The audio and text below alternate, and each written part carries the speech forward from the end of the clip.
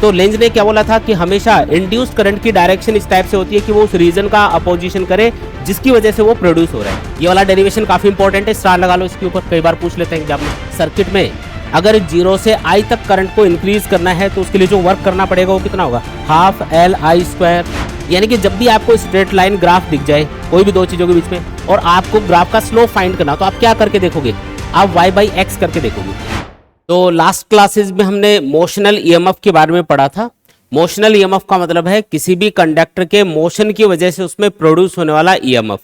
और जो induced EMF है किसी भी कंडक्टिंग रोड के अंदर, जब वो मैग्नेटिक फील्ड के परपेंडिकुलर मूव कर रही होती है तो उसमें जो ईएमएफ इंड्यूस होता है उसका फॉर्मूला होता है E=BLV, है ना। ये फॉर्मूला हम लोग यूज करते हैं, तो ये चीज आपको ध्यान रखनी है। अब इसी के ऊपर देखो ये क्वेश्चन है, A metallic square loop ABCD of size 15 centimeter and resistance 1 ohm is moved at a uniform velocity of v meter per second in a uniform magnetic field of 2 Tesla. The field lines being normal to the plane of the paper. यानी कि यहाँ पे जो magnetic field है वो इस plane के perpendicular inward direction में है। The loop is connected to an electrical network of resistors. देखो ये जो स्क्वायर शेप का ऐसा लूप है इसको एक इलेक्ट्रिकल नेटवर्क से हमने कनेक्ट किया हुआ है। ईच ऑफ रेजिस्टेंस 2 ओम, जिसमें हर एक रेजिस्टेंस कितने ओम का है, 2 ओम का है। Calculate the speed of the loop for which 2 milli ampere current flows in the loop.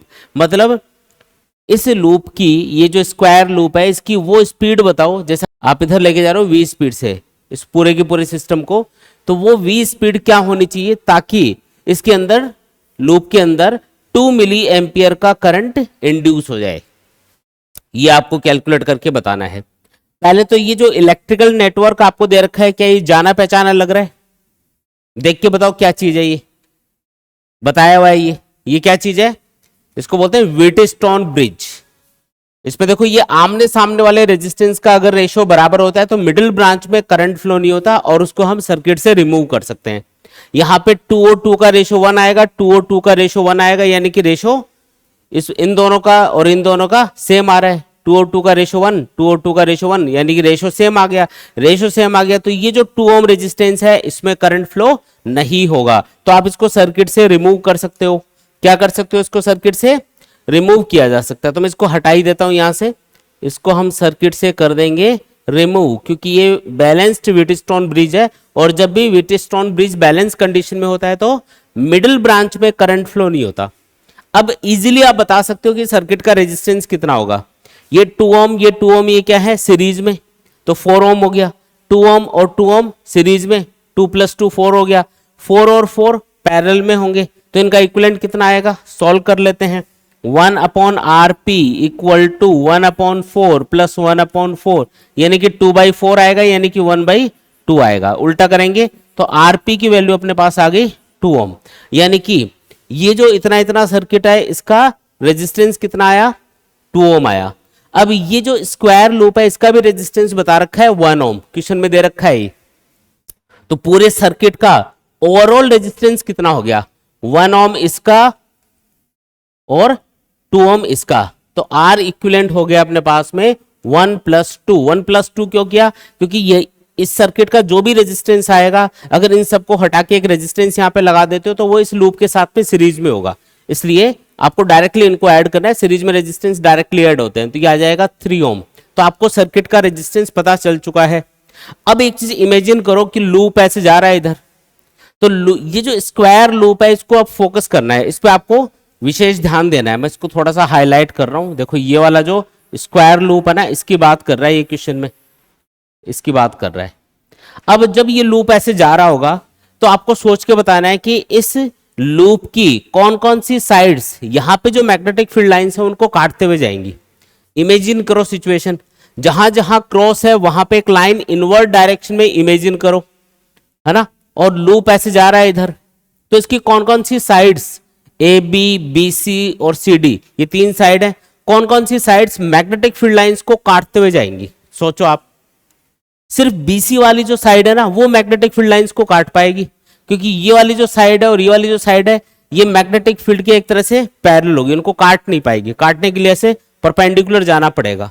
समझ रहे हो बात? इसका मतलब सिर्फ इस BC साइड में एक ईएमएफ इंड्यूस होगा और इस बीसी साइड की लेंथ कितनी बता रखी है, 15 सेंटीमीटर बता रखी है। तो कितना ईएमएफ इसमें इंड्यूस होगा, तो फॉर्मूला लगा देंगे BLV। और हमें ये बताया कि करंट कितना इंड्यूस हो रहा है इसमें, 2 मिली एम्पियर। तो करंट का फॉर्मूला तो होता है induced EMF divided by resistance of the circuit. तो पूरे सर्किट का ओवरऑल रेजिस्टेंस कितना है, 3 ओम। तो इक्विवेलेंट ईएमएफ को, मतलब कि जो भी ईएमएफ यहाँ पे इंड्यूस होगा उसको इक्विवेलेंट रेजिस्टेंस से डिवाइड करोगे तो सर्किट में फ्लो होने वाला करंट अपने पास निकल के आ जाएगा। करंट तो पूरे सर्किट में ही होगा ना भाई, यहाँ पे मान लो ईएमएफ इंड्यूस हुआ तो उससे करंट तो पूरे सर्किट में फ्लो होगा, तो आपको रेजिस्टेंस पूरे सर्किट का लेना होता है। तो I equal to induced EMF है BLV divided by R equivalent, value put करेंगे। देखो B की वैल्यू कितनी है, मैग्नेटिक फील्ड कितना बता रखा है भाई, 2 Tesla. Length of the road यानी कि 15 सेंटीमीटर, सेंटीमीटर को मीटर में चेंज करना है क्या, हाँ जी। V हमको पता करना है डिवाइडेड बाई R इक्विवेलेंट कितना है, R इक्विवेलेंट है 3 ओम, ये हमने सॉल्व किया था अभी। अच्छा I तो गिवन है ना अपन को, I गिवन है 2 मिली एम्पियर, ये लिख देते हैं इधर 2 मिली एम्पियर, मिली मतलब 10 की पावर -3। तो एक काम करते हैं, इसको मैं थोड़ा सही से लिख देता हूं, इसको मैं I लिख देता हूं। अगली स्टेप में अपन वैल्यू पुट करते हैं। हमें V चाहिए तो V इक्वल टू क्या करेंगे, I इंटू R इक्विवेलेंट लिखा मैंने divided by B into L। अब मैं वैल्यू पुट कर रहा हूं क्योंकि V हमें चाहिए तो V डायरेक्टली आ जाएगा। 2 मिली एम्पियर, मिली मतलब 10 की पावर -3, R इक्विवेलेंट 3 ओम, B कितना है 2 टेस्ला, लेंथ 15 सेंटीमीटर। ये लो जी आंसर। V कितना आएगा, 2 ने 2 को मार दिया, 10 की पावर -2 यानी कि 10 की पावर -1 बचेगा, 3 और ये आ जाएगा 0.02 मीटर पर सेकेंड, जिसको आप चाहो तो 2 सेंटीमीटर पर सेकेंड भी बोल सकते हो। ये अपना आंसर आ गया। इतनी स्पीड से इसको लेके जाना पड़ेगा इस सर्किट को, यानी कि इस स्क्वायर लूप को हम इतनी स्पीड से अगर खींच के लेके जाएंगे ना इस मैग्नेटिक फील्ड में, तो फिर 2 मिली एम्पियर का करंट इंड्यूस होगा और वेलोसिटी क्या होनी चाहिए उसके लिए, 2 सेंटीमीटर पर सेकेंड या 0.02 मीटर पर सेकेंड। आया समझ में, क्लियर एकदम। चलिए जी आगे बढ़ते हैं। देखो इसके बाद में नेक्स्ट टॉपिक है सेल्फ इंडक्शन। सेल्फ मतलब खुद और इंडक्शन मतलब ऐसी फिनोमेना जिसके अंदर करंट या ईएमएफ इंड्यूस होता है बिना किसी कांटेक्ट के। देखो यहां पे सेल्फ इंडक्शन का मतलब क्या है, इसको एक एग्जांपल से समझते हैं। सपोज करो आपके पास में एक सोलेनॉइड है और आप उसमें एक करंट फ्लो कर रहे हो, ये करंट की डायरेक्शन यहां पे बता रखी है। सपोज करो इस तरीके से इस सोलेनॉइड के अंदर एक करंट यहां पे फ्लो हो रहा है, ठीक है, करंट की वैल्यू I मान लेते हैं। अब इस करंट की वजह से सोलेनॉइड के अंदर एक मैग्नेटिक फील्ड भी प्रोड्यूस होगा। भाई करंट है तो मैग्नेटिक फील्ड तो बनेगा ही, सिंपल सी बात है। तो ये मैग्नेटिक फील्ड यहाँ पे प्रोड्यूस हो रहा है, कौन सी डायरेक्शन में, तो कोई भी कॉइल हो या कोई भी सोलेनॉइड हो उसके लिए रूल ये होता है कि जिस डायरेक्शन में कॉइल या सोलेनॉइड में करंट है उस डायरेक्शन में आपको राइट हैंड फिंगर्स को घुमाना है, तो थंब आपको मैग्नेटिक फील्ड की डायरेक्शन बताएगा। यहाँ पे करंट की डायरेक्शन क्या है, anti clockwise. Anti clockwise direction में अगर आप राइट हैंड फिंगर्स को घुमा लेते हो तो थंब किधर पॉइंट कर रहा है, लेफ्ट से राइट की तरफ। इसका मतलब इधर मैग्नेटिक फील्ड प्रोड्यूस होगा, जो कि एरो से यहां पे दिखा भी रखा है। इतनी बात क्लियर। अब एक चीज सोच के बताओ, अगर सर्किट में करंट कांस्टेंट है तो इससे जो मैग्नेटिक फील्ड प्रोड्यूस होगा, सोलेनॉइड का जो मैग्नेटिक फील्ड है मैं आपको फॉर्मूला बता देता हूं उसका, B equal to mu not N I, जिसमें n का मतलब होता है number of turns per unit length in the solenoid. 1 centimetre या 1 मीटर लेंथ में नंबर ऑफ टर्न्स कितने हैं सोलेनॉइड में, उसको n बोलते हैं, जो कि कांस्टेंट होता है। म्यू नॉट भी यहाँ पे कांस्टेंट है, magnetic permeability of free space बोलते हैं इसको। और अगर करंट कांस्टेंट है तो मैग्नेटिक फील्ड भी क्या हो जाएगा, कांस्टेंट हो जाएगा, ठीक है। अब देखो कहानी यहां से स्टार्ट होती है। अगर आप इस करंट को चेंज करते हो तो क्या होगा, मान लो आप इस करंट को इंक्रीज करते हो, क्या करते हो, इस करंट को आप इंक्रीज करते हो। जैसे ही करंट को इंक्रीज करेंगे इससे प्रोड्यूस होने वाला मैग्नेटिक फील्ड भी इंक्रीज होगा, सिंपल सी बात है। करंट इंक्रीज करोगे तो मैग्नेटिक फील्ड इंक्रीज होगा। अगर मैग्नेटिक फील्ड इंक्रीज होगा तो इस सोलेनॉइड से पास होने वाला जो मैग्नेटिक फ्लक्स है वो भी इंक्रीज होगा। याद है ना मैग्नेटिक फ्लक्स का फॉर्मूला क्या होता है, phi equal to B dot A या फिर बी ए कॉस थीटा। और नंबर ऑफ टर्न्स गिवन हो कॉइल या सोलेनॉइड में तो n से मल्टीप्लाई करना जरूरी है, ठीक है। तो ये फ्लक्स का फॉर्मूला है। अगर B यानी कि मैग्नेटिक फील्ड बढ़ेगा तो फॉर्मूला के अकॉर्डिंग फ्लक्स भी इंक्रीज होगा, सिंपल सी बात है। अगर फ्लक्स चेंज होता है, चाहे फ्लक्स इंक्रीज हो चाहे डिक्रीज हो, चेंज होना चाहिए, चाहे कम हो या ज्यादा, उससे फर्क नहीं पड़ेगा, उससे तो करंट की डायरेक्शन चेंज होगी बस।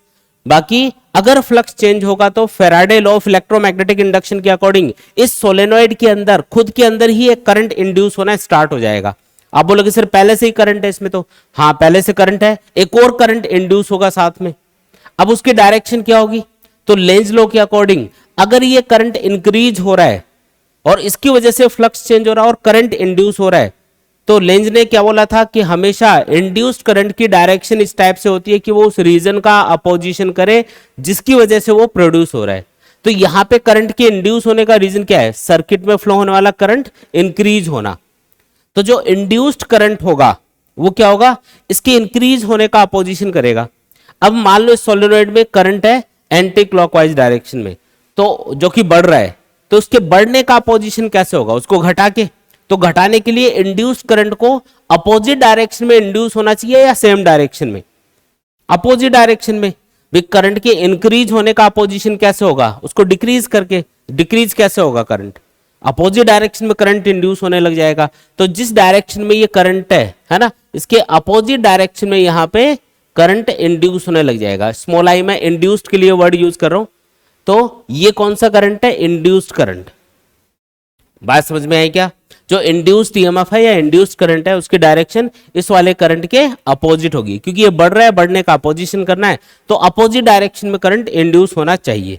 इतनी बात हमको समझ में आ गई, ठीक है। तो यहां पे हमने एक चीज नोटिस करी, अब एक फॉर्मूला टाइप बनाते हैं कि सोलेनोइड कितना, ये जो फिनोमेना है इसके अकॉर्डिंग कितना करंट इंड्यूस कर पाएगी, इसमें कितना ईएमएफ इंड्यूस हो पाएगा, वो किन किन चीजों पे डिपेंड करेगा, उसके लिए हम एक फॉर्मूला बनाएंगे।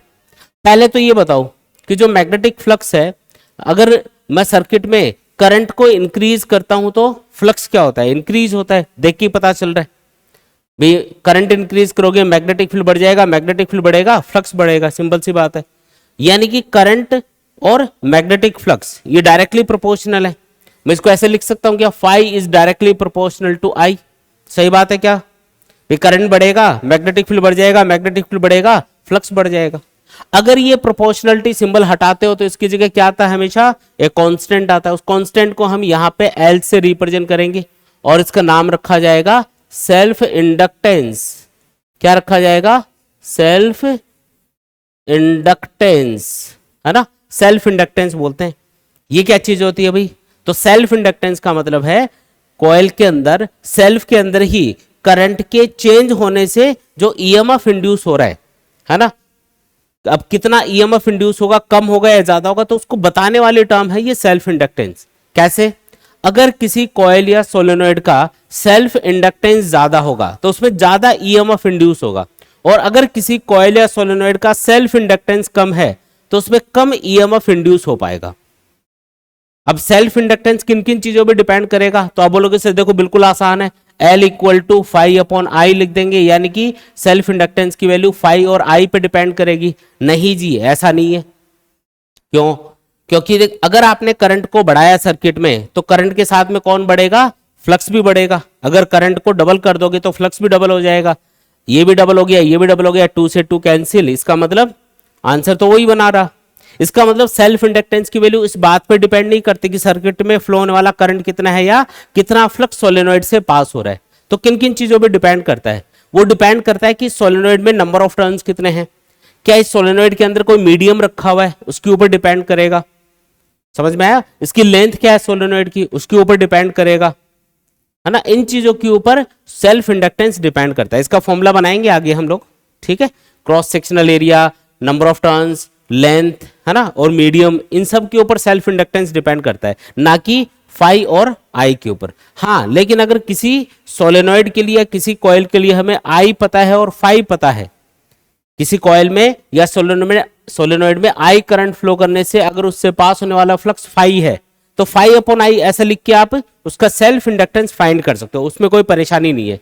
लेकिन एल की वैल्यू यानी सेल्फ इंडक्टेंस की वैल्यू फाई और आई पे डिपेंड कर रही है, ऐसा बोलना बिल्कुल गलत है। ऐसा नहीं बोल रहा है ना, डिपेंड नहीं करता है, एल अलग चीजों पे डिपेंड करता है। उसका फॉर्मूला भी हम आगे बना लेंगे।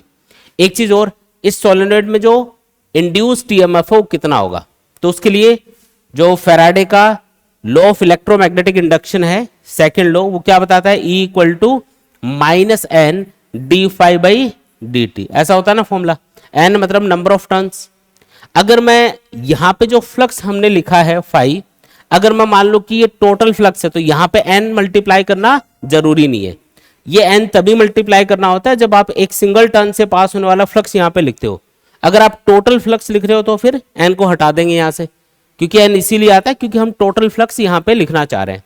तो एक काम करता हूं मैं, E equal to minus D phi by D T लिख देता हूं, जहां पे फाई का मतलब क्या है, मैं लिख देता हूं इधर, phi is total flux passing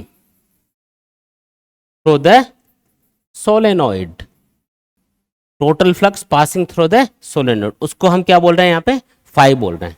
ये एक सिंगल टर्न से पास होने वाला फ्लक्स नहीं है, ये है टोटल फ्लक्स जो इस सोलेनोइड से पास हो रहा होगा। अगर फाई की वैल्यू एल आई पुट कर दी जाए तो क्या फॉर्मूला बनेगा, एल आई लिख दो फाई की जगह। अब देखो एल यहाँ पे कांस्टेंट है, एल मतलब सेल्फ इंडक्टेंस, यहाँ पे सोलेनोइड का सेल्फ इंडक्टेंस, जब आप सोलेनोइड को बनाते हो या किसी भी कॉइल को बनाया जाता है तो उसमें कितने नंबर ऑफ टर्न्स है, कोई मीडियम उसके अंदर रखा है या नहीं रखा है, तो उस टाइम पे वो फिक्स हो जाता है, उसके बाद में वो चेंज नहीं होता। तो एल की वैल्यू यहाँ पे मानी जाएगी कांस्टेंट, तो इसको अलग कर लो, तो E equal to minus L D I by D T, ये बन गया सेल्फ इंडक्टेंस का फॉर्मूला, मतलब इंड्यूस्ड ईएमएफ का फॉर्मूला, सेल्फ इंडक्टेंस नहीं, सेल्फ इंडक्टेंस का फॉर्मूला तो ये है। अगर आपको कैलकुलेट करना हो तो इंड्यूस्ड ईएमएफ का फॉर्मूला अपने पास निकल के आ गया। तो इस तरीके से आप इंड्यूस्ड ईएमएफ कैलकुलेट कर सकते हो किसी भी सोलेनोइड के लिए, या कोई भी कॉइल है तो उसके लिए भी सेम फॉर्मूला लगाना है, ठीक है। इंड्यूस्ड ईएमएफ इस फॉर्मूले से कैलकुलेट कर लेंगे। यहां पे एक चीज और नोटिस कर सकते हो, देखो यहां पे D I by D T का मतलब क्या है, rate of change of current. D I by D T क्या है, करंट में कितना चेंज आ रहा है टाइम के रेस्पेक्ट में, उसको बोलते हैं rate of change of current. अगर करंट कांस्टेंट होगा तो आपको पता है कांस्टेंट का डिफरेंशिएशन कितना होता है, 0। अगर करंट कांस्टेंट होगा सर्किट में तो क्या इसके अंदर कोई भी करंट या ईएमएफ इंड्यूस होगा, नहीं जी, क्यों, क्योंकि फ्लक्स कांस्टेंट हो जाएगा। कांस्टेंट फ्लक्स की वजह से कभी भी ईएमएफ इंड्यूस नहीं होता। ईएमएफ इंड्यूस होने के लिए क्या जरूरी है, तो फैराडे का फर्स्ट लॉ बोलता है फ्लक्स का चेंज होना जरूरी है। अगर करंट कांस्टेंट रहेगा सर्किट में तो फ्लक्स भी कांस्टेंट हो जाएगा, क्योंकि current constant, magnetic field constant, magnetic field constant, तो फॉर्मूले के अकॉर्डिंग फ्लक्स भी कांस्टेंट, और कांस्टेंट फ्लक्स से ईएमएफ इंड्यूस नहीं होता, इसलिए फॉर्मूला भी यही बता रहा है। अगर करंट बढ़ेगा या कम होगा तो ही इस सोलेनोइड के अंदर, या कोई कॉइल भी हो सकती है उसके अंदर, ईएमएफ इंड्यूस हो पाएगा, ठीक है। ऐसा यूनिट क्या होती है सेल्फ इंडक्टेंस की, ऐसा यूनिट हेनरी, कैपिटल एच के सिंबल से इसको हम लोग डिनोट करते हैं। देखो ये लो, हेनरी में हम सेल्फ इंडक्टेंस को हमेशा मेजर करेंगे। कोई भी कॉइल या कोई भी सोलेनोइड हो, अगर आपको उसका सेल्फ इंडक्टेंस बताना है तो क्या फॉर्मूला यूज किया जाएगा, मतलब क्या यूनिट यूज की जाएगी, हेनरी। फॉर्मूला कौन सा यूज करेंगे, L equal to pi upon I, है ना, ये वाला फॉर्मूला हम लोग उसके लिए लगा देंगे। ये है इंपॉर्टेंट फॉर्मूला। जब भी आपको सेल्फ इंडक्टेंस फाइंड करना हो ना किसी भी कॉइल या सोलेनोइड के लिए, किसी भी सिस्टम के लिए, तो ये वाला फॉर्मूला लगाया जाता है। आई बातें समझ में, देख लो कोई भी डाउट या कंफ्यूजन है तो शुरू से लेके लास्ट तक। लो जी आगे बढ़ते हैं। देखो आगे एक क्वेश्चन दिया हुआ है, current in a circuit falls steadily from 2 ampere to 0 ampere in 10 milli second. किसी सर्किट के अंदर करंट 2 मिली एम्पियर से घट के कितना हो जाता है, 0 एम्पियर हो जाता है 10 मिली सेकेंड के अंदर। If an average EMF of 200 volt is induced, calculate the self inductance of the circuit. देखो पहले करंट कितना है, I1 बोल देते हैं 2 एम्पियर, बाद में कितना हो गया 0, टाइम कितना लगा उसको dt बोल देते हैं 10 मिली सेकेंड, ठीक है। और पूछा है कि कितना सेल्फ इंडक्टेंस होगा सर्किट का अगर इसके अंदर ईएमएफ इंड्यूस हो रहा है 200 वोल्ट के बराबर। ये चीजें तो हमें गिवन है। कौन सा फॉर्मूला चिपकाना है, एक ही फॉर्मूला है, इंड्यूस्ड ईएमएफ और सेल्फ इंडक्टेंस इनके बीच में E equal to minus L D I by D T. अच्छा ये डी आई क्या चीज है, डी आई का मतलब क्या है, चेंज इन करंट। क्या हम इसको I2 माइनस I1 बोल सकते हैं, हाँ जी बोल सकते हैं, कोई दिक्कत वाली बात नहीं है। एल की वैल्यू कितनी बता रखी है? अच्छा एल ही कैलकुलेट करना है, तो एक काम करो, एल को इधर रखो, बाकी सब उधर लेके जाओ। ये डी टी इधर मल्टीप्लाई हो जाएगा, ई इंटू डी टी, और माइनस को अंदर मल्टीप्लाई करोगे तो ये माइनस हो जाएगा, ये प्लस, यानी कि इसको I one minus I two भी लिख सकते हो आप। समझ गए क्या? माइनस को अंदर मल्टीप्लाई करके ये माइनस हो जाएगा अंदर मल्टीप्लाई करने से, माइनस आई टू, ये हो जाएगा प्लस आई वन, तो आई वन को मैंने पहले लिख दिया, माइनस आई टू को बाद में लिख दिया। ई कितना है? Induced EMF 200 volt, D T कितना है? 10 मिली सेकेंड। मिली क्या होता है भाई? 10 की पावर -3 होता है। आई वन कितना है? 2 एम्पियर, आई टू कितना है? 0। सॉल्व कर लो, नीचे तो 2 आएगा, तो 3 जीरो तो ये उड़ी गई, 2 से 2 कैंसिल, यानी कि 1 हेनरी अपना आंसर हो गया। है ना आसान एकदम? ठीक है, देखो सीबीएसई 2017 में आया था ये एक बार। क्लियर? इस तरीके से करना है, फॉर्मूला बेस्ड क्वेश्चन है एकदम। चलें आगे, लो जी आगे बढ़ते हैं। नेक्स्ट टॉपिक है self inductance of A solenoid. एक सोलेनॉइड के लिए हम सेल्फ इंडक्टेंस कैलकुलेट करके देखेंगे। क्या कैलकुलेट करना है? Self inductance of A solenoid हमको कैलकुलेट करके देखना है।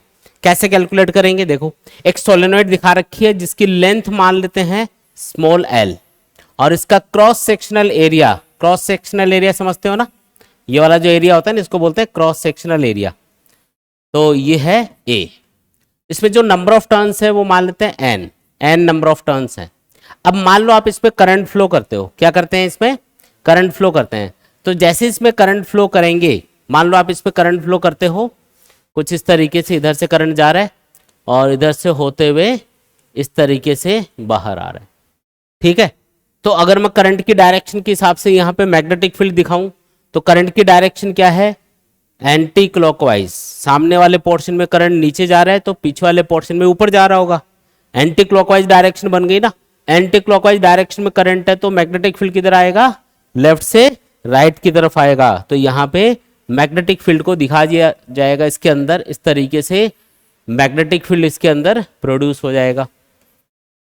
अच्छा ये जो क्रॉस सेक्शनल एरिया होता है ना, इसकी डायरेक्शन हमेशा प्लेन के परपेंडिकुलर आउटवर्ड होती है। किधर होती है? प्लेन के परपेंडिकुलर आउटवर्ड। तो आप एक चीज नोटिस करो कि एरिया वेक्टर और मैग्नेटिक फील्ड ये दोनों सेम ही डायरेक्शन में आएंगे, यानी कि इनके बीच का एंगल क्या हो गया? 0 डिग्री हो गया। ये चीज आपको याद रखनी है, ठीक है। अब मैं इस सोलेनॉइड के लिए अगर आपको बोलूं कि इसमें number of turns per unit length कितने हैं, तो उसके लिए फॉर्मूला होता है total number of turns divided by length of the solenoid. भाई टोटल नंबर ऑफ टर्न्स जितने भी हैं सोलेनॉइड में उसको इसकी लेंथ से डिवाइड कर दो, तो number of turns per unit length अपने पास आ जाएंगे। Number of turns per unit length का मतलब है 1 सेंटीमीटर या 1 मीटर लेंथ में कितने नंबर ऑफ टर्न्स है, उसको बोलते हैं number of turns per unit length, ठीक है जी। अच्छा ये बताओ कि सोलेनॉइड के अंदर जो मैग्नेटिक फील्ड प्रोड्यूस होता है उसका फॉर्मूला क्या होगा? Magnetic field inside the solenoid, याद है क्या फॉर्मूला? फॉर्मूला होता है B equal to mu not N I, N मतलब number of turns per unit length, जिसका फॉर्मूला क्या है? N by L into I. इतना मैग्नेटिक फील्ड सोलेनॉइड के अंदर प्रोड्यूस होगा। अब इसकी वजह से सोलेनॉइड से कितना फ्लक्स पास हो रहा है वो कैलकुलेट कर लो, है ना। Magnetic flux, magnetic flux passing through the solenoid. तो फ्लक्स का फॉर्मूला होता है N into B dot A या N B A cos theta. ये लगाएंगे, वैल्यूज पुट करते हैं। देखो pi equal to N, B कितना है? Mu not N by L into I, A into cos 0, theta 0 है ना, हमने पता किया था अभी। क्या बना formula? Pi equal to mu not N into N, N square बन गया, ए इंटू आई अपॉन में एल। ये आ गया मैग्नेटिक फ्लक्स। अब बोलोगे सर हमें तो सेल्फ इंडक्टेंस फाइंड करना था सोलेनॉइड का, ये हमने फ्लक्स क्यों फाइंड किया है? तो याद करो सोलेनॉइड के लिए या कोई भी कॉइल के लिए सेल्फ इंडक्टेंस का फॉर्मूला क्या होता है? Self inductance of the solenoid. याद करो L equal to phi upon I, तो फाई तो फाइंड करना जरूरी है ना, इसीलिए फाइंड किया है। आई से इसको डिवाइड कर दो तो एल इक्वल टू क्या आएगा बोलो? अगर मैं इसको आई से डिवाइड करूंगा तो ये आई वाली टर्म हट जाएगी, तो आंसर आ जाएगा mu not an square A divided by L. ये लो जी, कितना आसान डेरिवेशन है देखो। तो जब भी आपको किसी सोलेनोइड के लिए सेल्फ इंडक्टेंस फाइंड करना हो तो फॉर्मूला यूज करेंगे mu not an square A by L. लेकिन अगर आपने सोलेनोइड के अंदर कोई मीडियम रख दिया, अभी तो ये होलो पाइप है मान लो, अगर ये आयरन की रोड होती तो उसकी कुछ मैग्नेटिक परमिएबिलिटी भी होती। अगर कुछ नहीं है तब तो मैग्नेटिक परमिएबिलिटी और फ्री स्पेस यहां पे आता है। लेकिन अगर मीडियम आपने रख दिया सोलेनोइड के अंदर तो फिर मैग्नेटिक फील्ड का फॉर्मूला भी चेंज हो जाता है। यहाँ पे बी इक्वल टू होता है म्यू इनटू एन आई, है ना, म्यू नॉट की जगह म्यू आता है फिर। तो for a medium inside the solenoid, बताओ फॉर्मूला क्या होगा, L equal to mu N square A by L. तो अगर मैं आपको बोलूं कि बताओ किन किन चीजों पे सेल्फ इंडक्टेंस डिपेंड करेगा, सोच के बताओ किन किन चीजों पे सेल्फ इंडक्टेंस डिपेंड करता है, बताओ फटाफट से। पहली चीज मीडियम, क्योंकि जब कुछ नहीं था सोलेनोइड के अंदर तो हमने म्यू नॉट लिया था, जैसे मीडियम रखा तो म्यू नॉट की जगह क्या आ गया, म्यू आ गया। यानी कि मीडियम की मैग्नेटिक परमिएबिलिटी यहाँ पे मैटर करेगी कितनी है, उसके अकॉर्डिंग सेल्फ इंडक्टेंस आएगा। तो पहली चीज इसके ऊपर जो सेल्फ इंडक्टेंस है वो डिपेंड करता है वो है मीडियम। दूसरी चीज बताओ, number of turns in the solenoid, N आ रहा है ना फॉर्मूले में, तो नंबर ऑफ टर्न्स पे डिपेंड करेगा। तीसरी चीज क्रॉस सेक्शनल एरिया पे डिपेंड करेगा। फोर्थ चीज length of the solenoid, L भी तो आ रहा है फॉर्मूले में, यानी कि लेंथ कितनी है सोलेनोइड की वो भी यहाँ पे मैटर करेगी। तो इतनी चीजों के ऊपर सेल्फ इंडक्टेंस डिपेंड करता है। बोलो आया कि नहीं आया, आसान है एकदम, क्लियर एकदम, देख लो आसान है एकदम, इंपॉर्टेंट है ये वाला डेरिवेशन काफी इंपॉर्टेंट है, स्टार लगा लो इसके ऊपर, कई बार पूछ लेते हैं एग्जाम में। एक सोलेनोइड का सेल्फ इंडक्टेंस फाइंड करके बताओ भाई।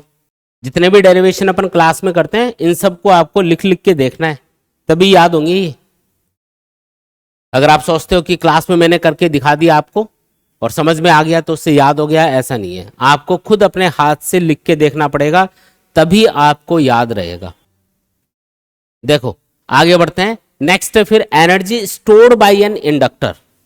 एक इंडक्टर जब उसमें करंट फ्लो करते हैं तो एक मैग्नेटिक फील्ड प्रोड्यूस करता है, और उस मैग्नेटिक फील्ड की फॉर्म में जो सोलेनोइड है या कोई भी कॉइल है वो एक मैग्नेटिक पोटेंशियल एनर्जी स्टोर करती है। जैसे कि स्प्रिंग होती है ना, आप उसको खींचते हो या कंप्रेस करते हो तो उसके ऊपर कुछ वर्क करते हो और वो वर्क उसके अंदर पोटेंशियल एनर्जी की फॉर्म में स्टोर हो जाता है, जिसको हम बोलते हैं स्प्रिंग पोटेंशियल एनर्जी।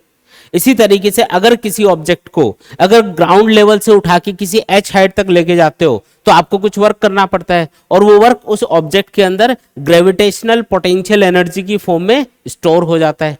ऐसे ही यहाँ पे क्या होगा कि जब आप किसी भी कॉइल या सोलेनोइड में करंट फ्लो करते हो और उससे एक मैग्नेटिक फील्ड प्रोड्यूस होता है, तो वो जो मैग्नेटिक फील्ड उसके अंदर प्रोड्यूस हो रहा है उसको बनाने में सोर्स या जो बैटरी या वोल्टेज सोर्स कनेक्टेड है, जो भी करंट फ्लो कर रहा है उसके अंदर, उसको कितना वर्क करना पड़ा उस सोलेनोइड के अंदर या उस कॉइल के अंदर मैग्नेटिक फील्ड प्रोड्यूस करने के लिए उसको कितना वर्क करना पड़ा, वो वर्क उस सोलेनोइड के अंदर या उस कॉइल के अंदर मैग्नेटिक पोटेंशियल एनर्जी की फॉर्म में स्टोर हो जाता है। तो हमें वही कैलकुलेट करके बताना है कि एक इंडक्टर कितनी मैग्नेटिक पोटेंशियल एनर्जी स्टोर कर पाता है ना।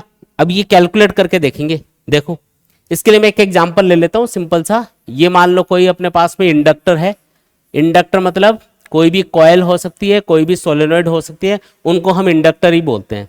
और मान लो आपने इसको एक बैटरी से कनेक्ट कर दिया, साथ में एक स्विच लगा दिया, ठीक है, ये कोई V वोल्ट का वोल्टेज सोर्स है और ये जो इंडक्टर है इसका सेल्फ इंडक्टेंस कितना है, L। इंडक्टर मतलब क्या है, कोई भी कॉइल या कोई भी सोलेनोइड जिसका कुछ सेल्फ इंडक्टेंस होगा, उस डिवाइस का नाम क्या होता है, इंडक्टर। जैसे किसी भी चीज का अगर रेजिस्टेंस है तो उसको हम रेजिस्टर बोल देते हैं, है ना। किसी भी चीज की अगर चार्ज को स्टोर करने की कैपेसिटी होती है तो उसको हम कैपेसिटर बोल देते हैं। ऐसे ही अगर किसी भी कॉइल या सोलेनोइड का कुछ सेल्फ इंडक्टेंस होगा तो उसको हम कॉमनली हम क्या बोलते हैं, इंडक्टर बोलते हैं। अब देखो इसकी वर्किंग देखो कैसे ये एनर्जी स्टोर करेगा, स्टेप बाय स्टेप समझते हैं इसको। सबसे पहले आप क्या करोगे, अगर सर्किट में करंट फ्लो करवाना है तो आप स्विच को ऑन करोगे। ये लो जी स्विच को ऑन कर दिया। ये कौन सी की है, इसको टैपिंग की बोलते हैं। जैसे आप इसको क्लोज करोगे सर्किट ऑन हो जाएगा। जैसे ही सर्किट ऑन होगा सर्किट में करंट बढ़ेगा या घटेगा, बताओ, बढ़ेगा ना। भाई पहले करंट कितना था सर्किट में, 0। जैसे स्विच ऑन करोगे करंट बढ़ेगा, मैक्सिमम तक पहुंचेगा, है ना, सर्किट में करंट। अब जैसे जैसे करंट इंक्रीज हो रहा होगा, अब ये जो फिनोमेना है ये बहुत तेजी से होगी, वैसे तो कुछ मिली सेकेंड के अंदर ही करंट बढ़ के मैक्सिमम पे चला जाएगा। लेकिन मान लो आप इसको स्लो मोशन में देख रहे हो, कैसे देख रहे हो, स्लो मोशन में, बिल्कुल धीरे धीरे एक्टिविटी हो रही है। मान लो करंट बढ़ रहा है धीरे धीरे, आपको दिखाई दे रहा है ऐसा मान लो, ठीक है, आपके पास एक दिव्य दृष्टि है मान लो, और आप क्या है उस करंट को बढ़ते हुए, मैग्नेटिक फील्ड को प्रोड्यूस होते हुए देख पा रहे हो। तो ऐसा मान लो एक बार स्लो मोशन में देख रहे हैं हम लोग। तो जैसे ही स्विच को ऑन किया करंट बढ़ना स्टार्ट हो गया। करंट बढ़ेगा तो इस सोलेनॉइड के अंदर जो मैग्नेटिक फील्ड प्रोड्यूस होगा क्या ये भी इंक्रीज होगा? हाँ जी होना चाहिए, क्या दिक्कत है इसमें? करंट की वजह से मैग्नेटिक फील्ड बनता है तो ये मैग्नेटिक फील्ड कंटिन्यूअसली इंक्रीज होना स्टार्ट हो जाएगा, है ना। अगर मैग्नेटिक फील्ड इंक्रीज होगा तो इस सोलेनॉइड से पास होने वाला मैग्नेटिक फ्लक्स भी इंक्रीज होगा। अब जैसे ही फ्लक्स इंक्रीज होगा यानी कि फ्लक्स में चेंज आएगा, सोलेनॉइड के अंदर एक ईएमएफ इंड्यूस होना स्टार्ट हो जाएगा। क्या इंड्यूस होगा? ईएमएफ। और लेंज लॉ के अकॉर्डिंग ये जो इंड्यूस्ड ईएमएफ है ये क्या काम करेगा? करंट के इंक्रीज होने का अपोजिशन करेगा। मतलब ये इंड्यूस्ड ईएमएफ इस करंट के अपोजिट डायरेक्शन में करंट इंड्यूस करने लग जाएगा, अपोजिशन करेगा इसको, ठीक है। अगर बेसिकली देखा जाए तो इंड्यूस्ड ईएमएफ का रीजन क्या है? ये वोल्टेज सोर्स। कैसे? अगर ये वोल्टेज सोर्स नहीं होता तो क्या सर्किट में करंट फ्लो होता? करंट फ्लो नहीं होता तो ना तो करंट चेंज होता, ना ईएमएफ इंड्यूस होता, कुछ नहीं होता। बेसिकली इंड्यूस्ड ईएमएफ का रीजन है ये वोल्टेज सोर्स। जैसे आपने वोल्टेज सोर्स को सर्किट में लगाया, करंट फ्लो होने लग गया, करंट की वजह से मैग्नेटिक फील्ड प्रोड्यूस होने लग गया, मैग्नेटिक फील्ड की वजह से फ्लक्स चेंज हुआ और ईएमएफ इंड्यूस हुआ। तो इंड्यूस्ड ईएमएफ किसका अपोजिशन करेगा? इस वोल्टेज का अपोजिशन करेगा। अब इसको मैथमेटिकली कैसे लिखोगे? मैं लिख देता हूं एक बार, here induced EMF will oppose the applied voltage. ठीक है, तो मैं इसको ऐसे लिखूंगा कि जो अप्लाइड वोल्टेज है ना उसके अपोजिट डायरेक्शन में ईएमएफ इंड्यूस होगा, या ऐसे लिख दो E equal to minus of V।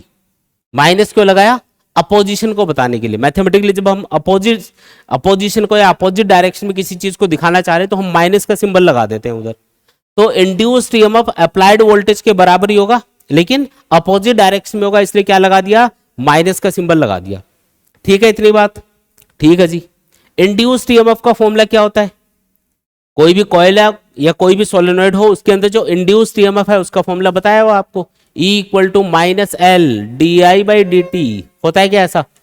E equal to minus L D I by D T, है ना, ये फॉर्मूला होता है। तो E की जगह लिख दो minus L D I by D T. ठीक है, लिख दिया।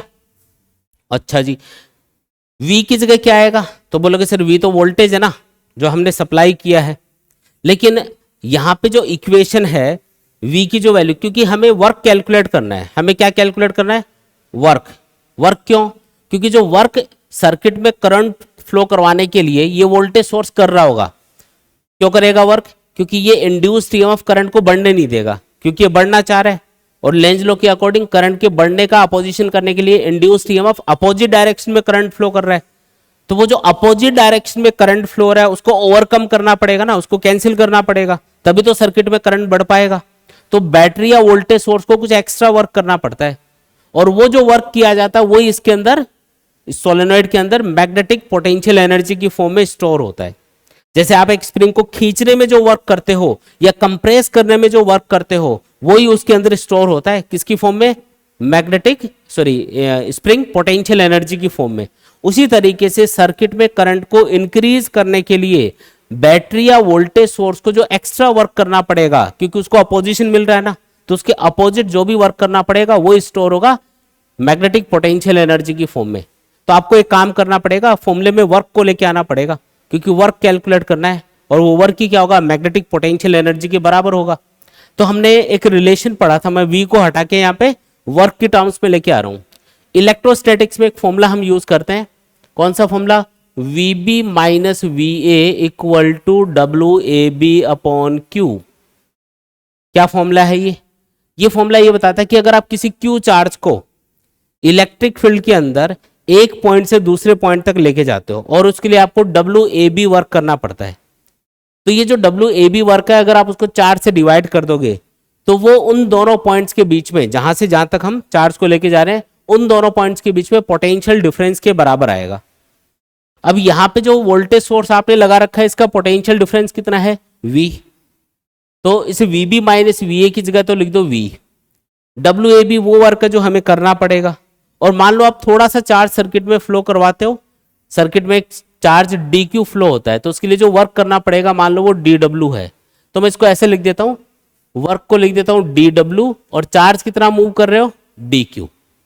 ये जो फॉर्मूला है ये इलेक्ट्रोस्टैटिक्स में फॉर्मूला होता है पोटेंशियल डिफरेंस का वर्क और चार्ज के टर्म्स में। काफी इंपॉर्टेंट फॉर्मूला है ये भी, ऐसा मान लो ये याद होना चाहिए हमको। आपके फिजिक्स में जो सेकंड चैप्टर है वो इसी के ऊपर बेस्ड है एक तरह से पूरा। इसी फॉर्मूले को अलग अलग तरीके से यूज करके समझाया गया है कि किस तरीके से वर्क या एनर्जी आप कैलकुलेट कर सकते हो। तो इसी फॉर्मूले को मैंने ऐसे लिखा है, VB माइनस VA का मतलब होता है पोटेंशियल डिफरेंस, जिसको हमने V लिखा हुआ तो सीधा V लिख दो। WAB वो वर्क है जो A से B पॉइंट तक चार्ज को मूव करने में करना पड़ेगा, उसको मैंने DW लिख दिया। और चार्ज कितना मूव कर रहे हो DQ, इसलिए उसको DQ लिख दिया। तो यहां से बताओ कि जो V है उसको आप क्या लिख सकते हो, यहां पे लिख सकते हो DW अपॉन DQ, लिख सकते हो क्या ऐसा। अब यहां पे देखो ये जो DW है ये हमें कैलकुलेट करना है। थोड़ा सा मैं इसको रीअरेंज करूंगा फॉर्मूले को। कैसे अरेंज करना है देखो, DW इक्वल टू, ये माइनस और माइनस तो कैंसिल हो जाएगा, DQ उधर चला जाएगा तो L into DI into DQ और डिवाइडेड क्या है उधर DT, इसको इसके साथ लिख दिया। अब याद करो DQ बाई DT क्या होता है, DQ बाई DT को क्या पढ़ा जाता है, rate of flow of electric charge. और जो rate of flow of electric charge है उसी का नाम तो करंट होता है। करंट की डेफिनेशन क्या थी, the rate of flow of electric charge is called electric current. तो इसको आप I यानी कि करंट बोल सकते हो। तो आप क्या लिखोगे DW इक्वल टू L, इसको I लिख दिया इंटू DI। तो सर्किट में अगर DQ चार्ज फ्लो करना है, सर्किट के अंदर DQ चार्ज अगर फ्लो करना है और उससे अगर मान लो करंट थोड़ा सा इंक्रीज होता है DI, तो उसके लिए कितना वर्क करना पड़ेगा DW equal to LI DI। ठीक है।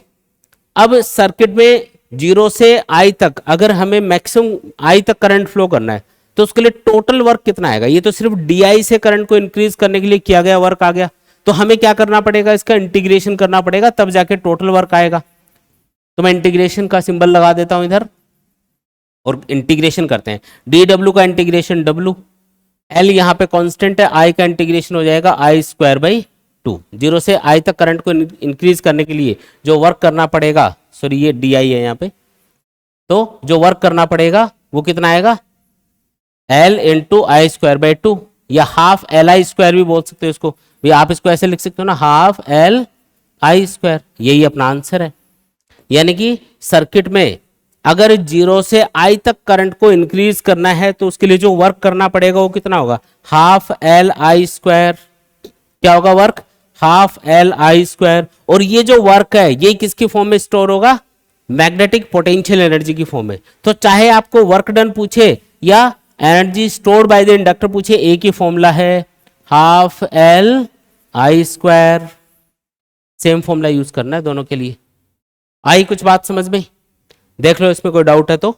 इजी डेरिवेशन, एकदम छोटा सा डेरिवेशन है। जैसे कैपेसिटर होता है ना, वो भी एनर्जी स्टोर करता है। कैपेसिटर जो एनर्जी स्टोर करता है उसका फॉर्मूला होता है half CV square.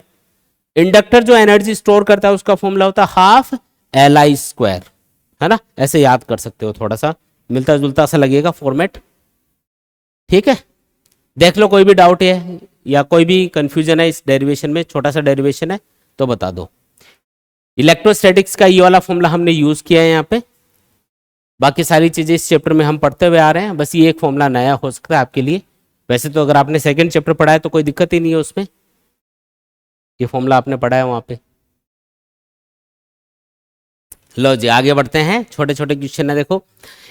A plot of magnetic flux versus current is shown in the figure for two inductors A and B, which of the two has large value of self inductance.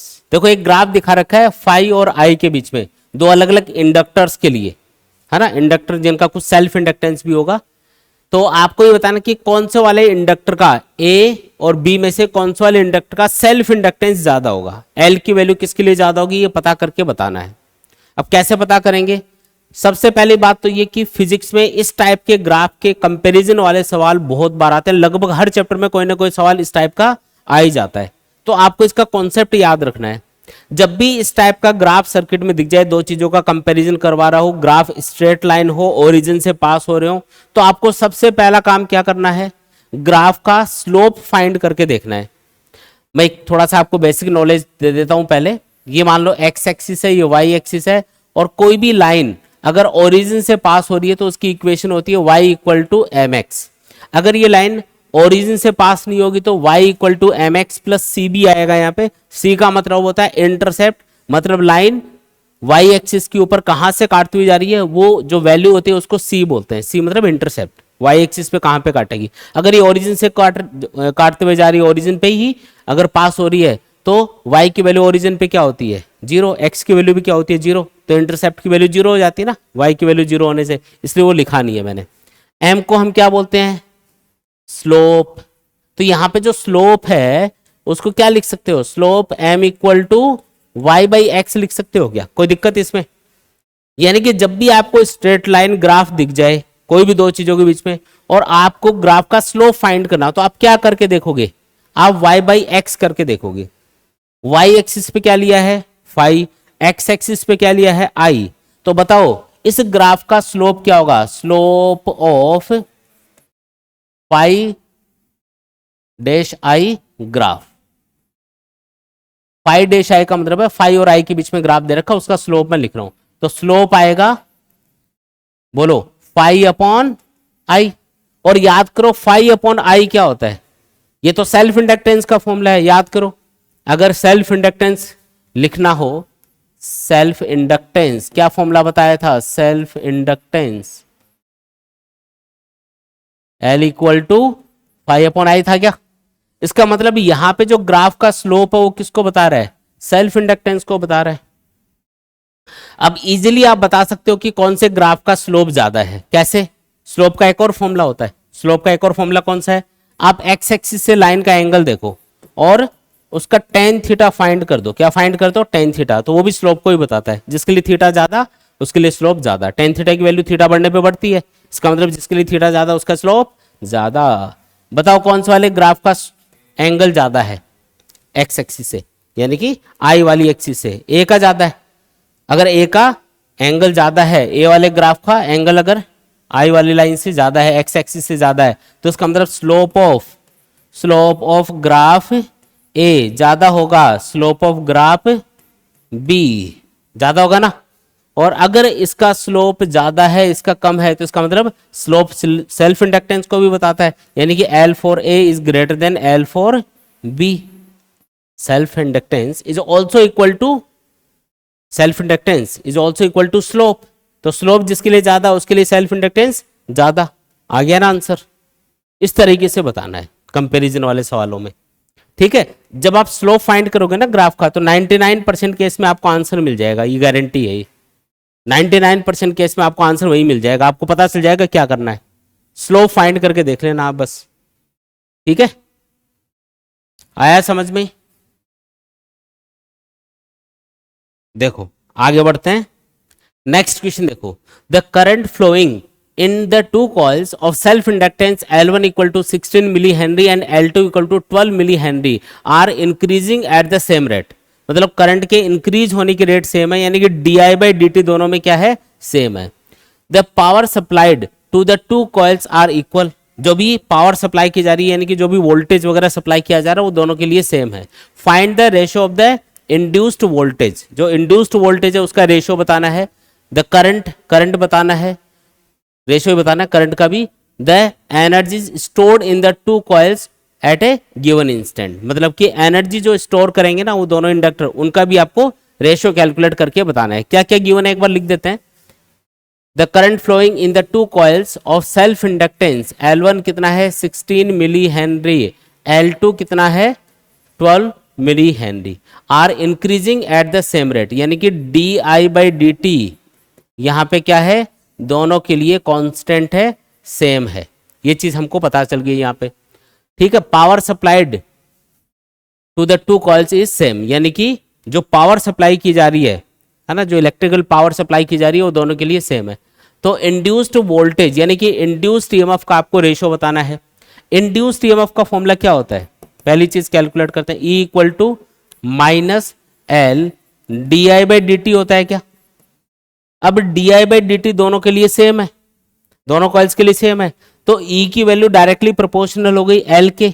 Minus का symbol सिर्फ direction बताने के लिए होता है कि जो induced EMF है वो हमेशा करंट के चेंज होने का अपोजिशन करेगा, तो माइनस सिंबल का कोई यहाँ पे खास मतलब नहीं है। E is directly proportional to L बोल सकते हो, यानी कि E1 अपॉन E2 क्या आ जाएगा, L1 अपॉन L2 आ जाएगा।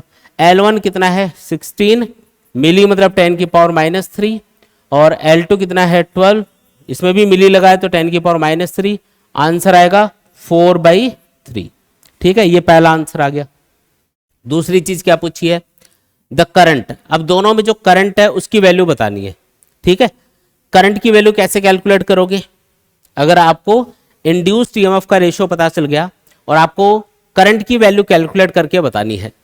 सेकंड चीज इसने पूछी है जो करंट है उसका रेशियो बताओ, तो देखो यहां पे power supplied to the two coils are equal, power की वैल्यू सेम है ना, पावर पहली कॉइल में और पावर सेकेंड कॉइल में क्या है, सेम। पावर का फॉर्मूला होता है वोल्टेज इंटू करंट, वोल्टेज को हम लिख देते हैं V इंटू आई, ये पहली कॉइल के लिए लिख रहा हूं, इक्वल टू सेकेंड कॉइल के लिए V2 इंटू I2। हमें करंट का रेशियो बताना है तो I1 अपॉन I2 क्या आ जाएगा, I1 अपॉन I2 आएगा V2 अपॉन V1। V2 मतलब सेकेंड कॉइल में सप्लाइड वोल्टेज, V1 मतलब फर्स्ट कॉइल में सप्लाइड वोल्टेज, और इंड्यूस्ड ईएमएफ हमेशा अप्लाइड वोल्टेज के बराबर होता है, याद रखना सेल्फ इंडक्शन के अंदर। तो आप इसको E2 बाई E1 भी लिख सकते हो, एक ही बात है। और E2 बाई E1 कितना है 3/4, अगर E1 अपॉन E2 4/3 है तो E2 अपॉन E1 क्या हुआ 3/4 हुआ ना, ये अपना सेकंड आंसर हो गया। तीसरी चीज क्या पूछी इसने, the energy stored in the two coils at a given instant, energy stored का रेशियो बताना है, यानी कि U1 अपॉन U2। क्या फॉर्मूला होता है एनर्जी स्टोर का, half LI square, half LI square. तो मैं पहली कॉइल के लिए लिख रहा हूं तो L1 I1 स्क्वायर लिख देंगे, नीचे क्या आएगा half L2 I2 square, half से half cancel, L1 upon L2 into I1 upon I2, इसका होल स्क्वायर कर दो इधर।